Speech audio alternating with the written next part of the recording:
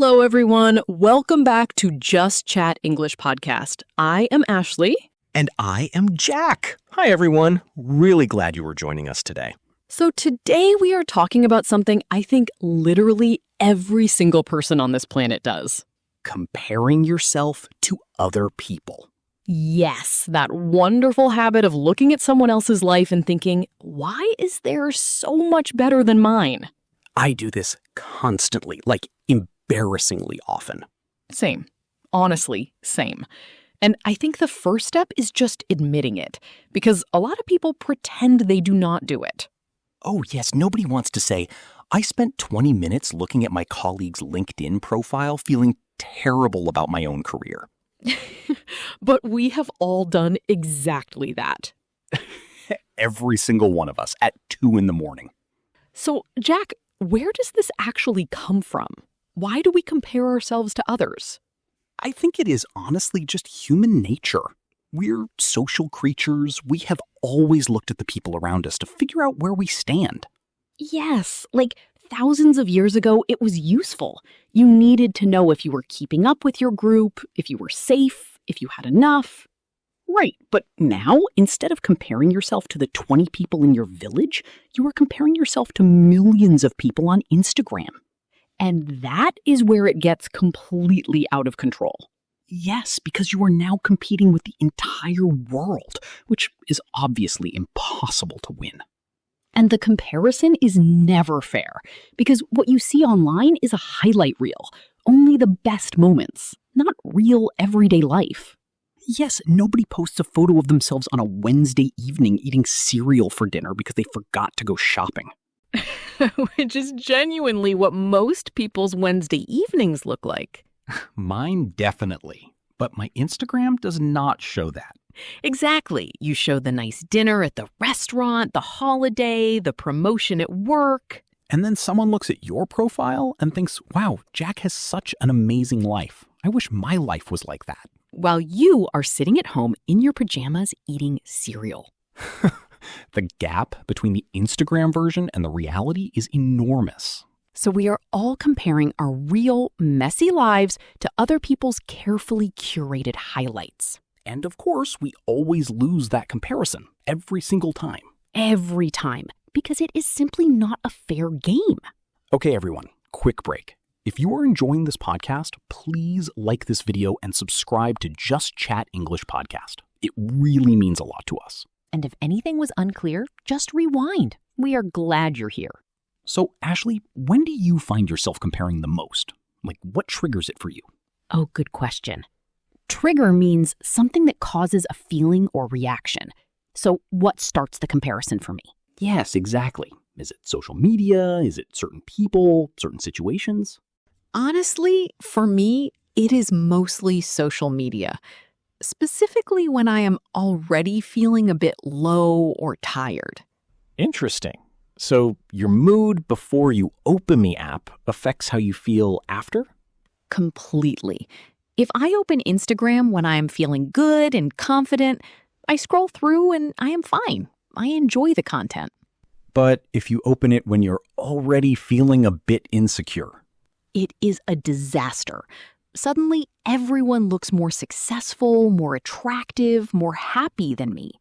And insecure means you do not feel confident. You worry about what other people think of you. You feel uncertain about your own value. Yes, and social media has a way of finding exactly those insecurities and poking them. Like it knows. Oh, this person feels a bit bad about their career today. Let me show them 15 successful people their age. The algorithm is genuinely evil sometimes. It is not trying to make you feel bad, but it absolutely does. What about you, Jack? What triggers comparison for you? For me, it is real-life situations, more than social media, actually. Like work meetings where someone gets praised and I think, why is it never me?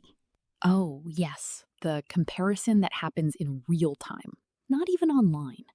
Yes. Or when a friend tells you some exciting news. They got engaged, they bought a house, they got a big promotion. And you are happy for them, but there is also this little voice in your head. Yes, a tiny voice that says, "And what have you done lately?" And you feel guilty for even having that voice because you genuinely love your friend and you are happy for them. Yes, it is a very complicated feeling. Genuine happiness for someone and quiet jealousy at the same time. And I think it is important to say, feeling that is completely normal and human. It does not make you a bad person. Absolutely. The problem is not having the feeling. The problem is what you do with it. Exactly. If you let that feeling spiral into self-pity and resentment, that is where it becomes harmful. But if you use it as information, like, okay, I feel this way, what does that tell me about what I want? Then it actually becomes useful, like a compass pointing at something you care about. Yes, jealousy is basically your heart saying, I want something like that too. And knowing what you want is actually really valuable. So in a weird way, comparison can be useful. As long as you do not stay in it too long. Exactly. Notice it, learn from it, and then let it go. Easier said than done, though. Much easier said than done. So what actually helps? Like, practically? For me, the biggest thing has been curating what I see. So unfollowing or muting accounts that consistently make me feel bad. Yes. You have full control over what is on your feed. And most people never use that control. Right. If every time you see a certain account you feel worse about yourself, just remove it. You do not owe anyone your attention. And following more accounts that show real life, real struggles, real ordinary days. Yes, because when your feed shows a more balanced picture of life, comparison becomes less intense. Another thing that really helps me is focusing on my own progress rather than other people's results. Can you explain what you mean by that? So instead of comparing where I am to where someone else is, I compare where I am now to where I was 6 months ago. Oh, that is a really good shift, because that is actually a fair comparison. Yes, it is the only comparison that actually makes sense, because the other person started from a different place, has different advantages, different challenges. You are literally comparing completely different journeys and asking why they look different. Exactly. Like comparing your chapter 3 to someone else's chapter 15 and wondering why you are not as far ahead. That is such a good way to put it. And the last thing, and this sounds simple, but it genuinely works, practicing being content with what you have. Content means happy and satisfied with what you have right now, not waiting for something else to arrive before you allow yourself to feel okay. Yes, and it is a practice. You do not just decide to be content and then you are.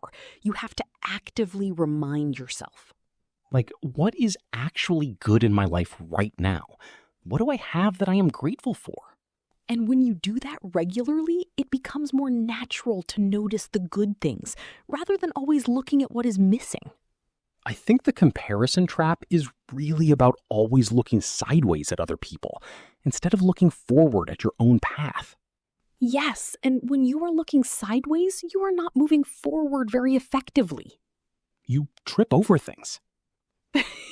Literally and figuratively. Okay, let's do a recap of today's words. Compare. To look at two things and see how they are different. And we talked about how comparison is natural, but can become harmful very quickly. Insecure.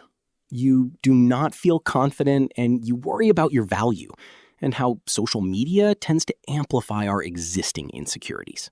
Highlight reel. Only the best moments, not real life. And how we compare our whole real life to other people's best moments, which is never fair. Content. Happy and satisfied with what you have, and how practicing contentment is one of the most effective ways to escape the comparison trap.